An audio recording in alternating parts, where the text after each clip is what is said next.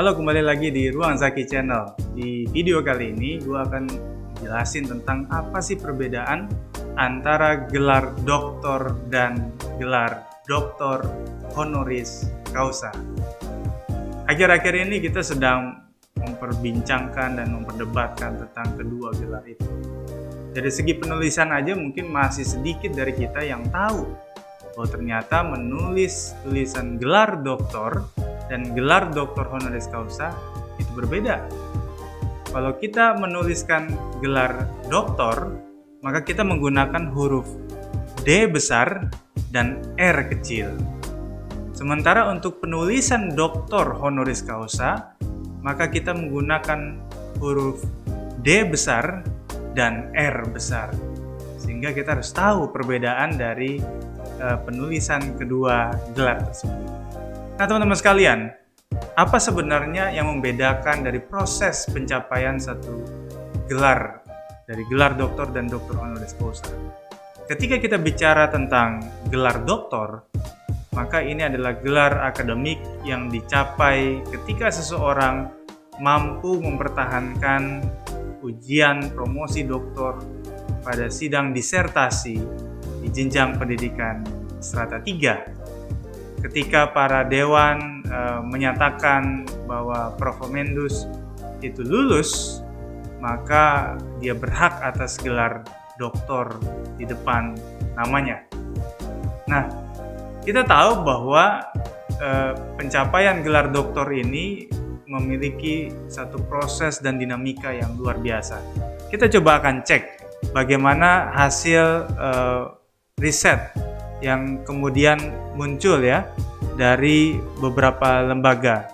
Misalnya di tahun 2019, Nature mengatakan bahwa lebih dari sepertiga responden, 36%, ya, mahasiswa doktor itu menderita depresi yang disebabkan oleh studi S3 mereka. Jadi mayoritas 76% responden itu menghabiskan waktu mereka lebih dari 41 jam per minggu untuk studi S3 mereka. Dan sekitar 10% responden bertanggung jawab untuk merawat anak di bawah 12 tahun. Dan situasi ini sulit bagi mereka untuk menjadi mahasiswa S3 atau mahasiswa yang nanti mendapatkan gelar doktor. Sekaligus menjadi orang tua ya, karena sebagian besar dari mereka adalah orang-orang yang sudah berkeluarga, dan itu harus mereka lakukan di waktu yang bersamaan. Dan tentu saja berbeda dengan gelar doktor honoris causa. Tidak ada proses yang kemudian ditempuh semacam itu. Jadi gelar doktor honoris causa itu gelar yang diperoleh tidak seperti apa yang kemudian ya hasil yang didapat dari survei Nature tahun 2019. Tentu saja ketika kita bicara tentang gelar doktor honoris causa, ini adalah penganugerahan yang kemudian diberikan ya oleh universitas kepada orang-orang tertentu. Nah, fenomena pemberian gelar doktor honoris causa sebenarnya sudah sangat lama sekali. Di kampus-kampus top Amerika dan Eropa, termasuk Harvard, itu pada saat awal-awal memberikan gelar doktor honoris causa, mereka berikan kepada para donatur, para penyantun dana bagi universitas. Sehingga ketika tren itu kemudian mulai dilakukan oleh kampus-kampus ternama di dunia, terutama di Amerika pada saat itu, tren pemberian gelar doktor honoris causa itu meningkat, terutama di Harvard University. Dan semangat itu kemudian menular ke kampus-kampus di benua-benua lainnya, termasuk Asia dan termasuk Indonesia. Nah, persoalan yang kemudian muncul adalah apa sebenarnya yang kemudian melatar belakangi dari pemberian gelar doktor honoris causa? Apakah kemudian mereka memiliki satu karya monumental dalam publik di negaranya secara nasional maupun internasional, dan juga membuat satu karya ilmiah yang kemudian bisa dipertanggungjawabkan, yang bisa dipertahankan pada saat sebelum diberikan gelar doktor honoris causa, atau seperti apa?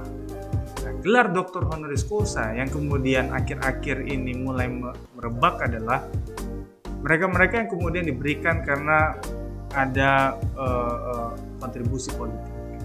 Ini yang kemudian menjadi perdebatan di panggung dunia akademik. Dan apa kemudian dampak yang terjadi ketika kemudian seseorang mendapatkan gelar doktor honoris causa? Apa kontribusi yang diberikan oleh orang penerima gelar doktor honoris causa dalam panggung akademik? Ternyata sangat kecil dan sangat sedikit sekali dampak yang kemudian diberikan oleh orang-orang yang gelar doktor honoris causa. Ada banyak sekali pejabat publik, aktor politik yang kemudian menikmati momentum mendapatkan gelar doktor honoris causa. Ada yang bahkan kemudian menjadi persoalan di kemudian hari karena proses yang ditempuh tidak dilakukan sesuai dengan prosedur regulasi yang kita miliki, dan pada akhirnya kemudian orang memperbandingkan antara gelar doktor dan gelar doktor honoris causa. Teman-teman sekalian, ada banyak sebenarnya komitmen yang bisa kita lakukan ke depan untuk menyikapi tentang pemberian gelar doktor honoris causa. Yang pertama adalah pastikan bahwa kampus atau universitas tidak memberikan gelar kehormatan dan tergoda untuk memberikan gelar tersebut kepada pejabat publik atau aktor politik. Karena dengan begitu maka kampus akan tetap menjadi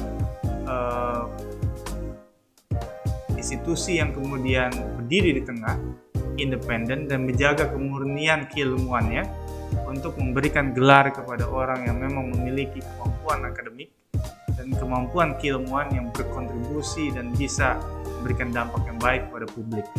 Yang kedua adalah perguruan tinggi atau kampus itu harus memiliki komitmen.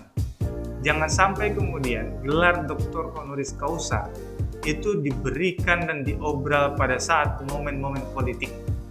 Nah, ini yang harus kita hindari bersama. Dan yang ketiga, pemberian gelar doktor honoris causa harus fokus pada kontribusi akademik yang diberikan secara selektif, sehingga atmosfer akademik itu bukan sekedar bersifat simbolik, tetapi dia memang bisa memberikan mutual benefit bagi kepentingan masyarakat dan publik.